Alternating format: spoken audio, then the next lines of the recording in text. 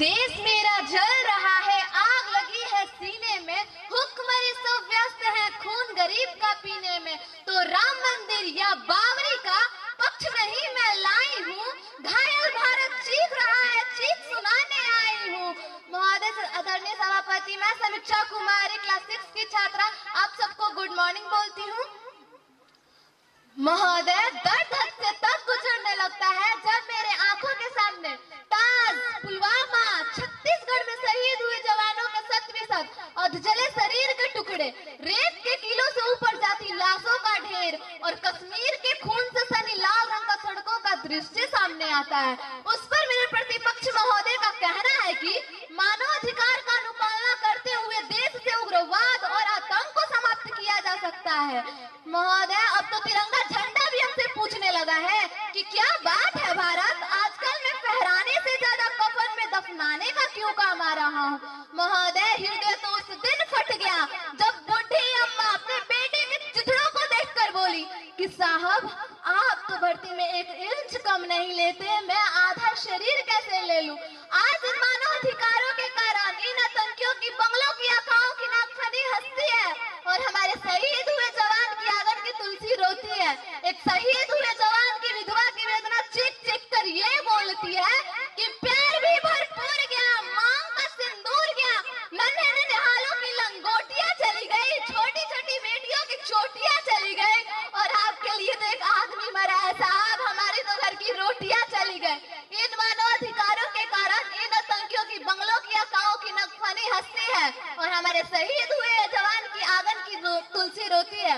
इन मानवाधिकारों के कारण हमारे देश के जवान कुछ इस कदर बंधे हुए हैं कि वे ड्यूटी पर खड़े होकर भी आज वे पहल करने से डरते हैं, क्योंकि महोदय वो ये जानते हैं कि एक उग्रवाद के राइफल से निकलने वाली गोली को ये तय करना पड़े या ना पड़े कि वे किसे लगेगी, परंतु हमारी राइफल से निकलने वाली हर एक गोली को ये तय करना पड़ेगा कि चाहे किसी दोषी को लगे या ना लगे, परंतु किसी निर्दोष को नहीं लगनी चाहिए। अगर ऐसा हुआ तो ना ही ये समाज हमें छोड़ेगी और ना ही ये तिल के ताड़ बनाने वाले मीडिया हमें छोड़ेगी।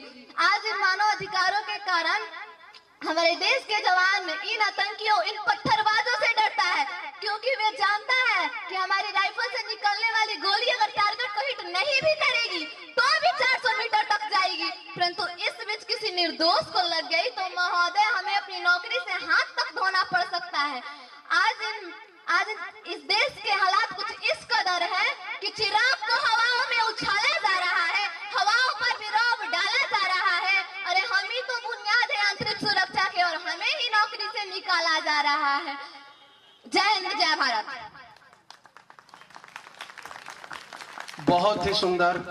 इस महफिल को अभी सच में एहसास हुआ कि 26 जनवरी वास्तविक में 15 अगस्त की देन है। हमारा देश आजाद ही नहीं होता तो संविधान कहां से आते।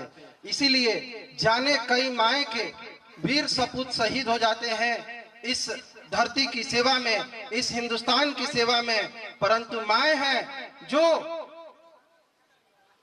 आज भी सीमाओं पर अपने बच्चों को, अपनी बेटियों को भेजने में कमी नहीं करते ताकि हमारे देश की रक्षा में कोई आंच ना आ सके, हमारे देश में कोई बाहरी प्रहार ना हो सके। और इस बच्ची के लिए मैं 4 लाइन बोलूंगा जो कि सिर्फ और सिर्फ इस बच्ची के लिए समर्पित होगा। आज भी हम सभी की इच्छा है कि ना तन चाहिए ना धन चाहिए, ना तन चाहिए ना धन चाहिए, मुझे तो खुशियों से भरा यह चमन चाहिए।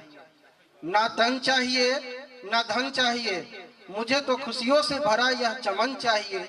मेरी चाहत है कि मेरे मरने के बाद मुझे अपने इस तिरंगे की कफन चाहिए, मुझे अपने इस तिरंगे की कफन चाहिए। Thank you. बहुत ही अच्छा परफॉर्मेंस किया इस बच्ची के लिए, जो कि एक आवाज में भी वो दर्द झलक रहा था जो उन पंक्तियों में बोलने वाले लेखक या उस समय की घटनाएं दिखा रही थी। इसने अपने आवाज के कंपन के माध्यम से उस आवाज की भावनाओं को हम तक पहुंचाने का काम किया है। समीक्षा कुमारी के लिए एक जोरदार तालियां। बहुत बहुत धन्यवाद।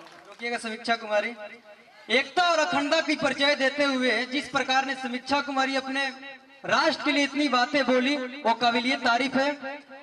ऐसे बच्ची जो इतनी छोटी उम्र में इतना बड़ा वक्तव्य करे, उसके लिए एक बार जोरदार ताली बजा दीजिए।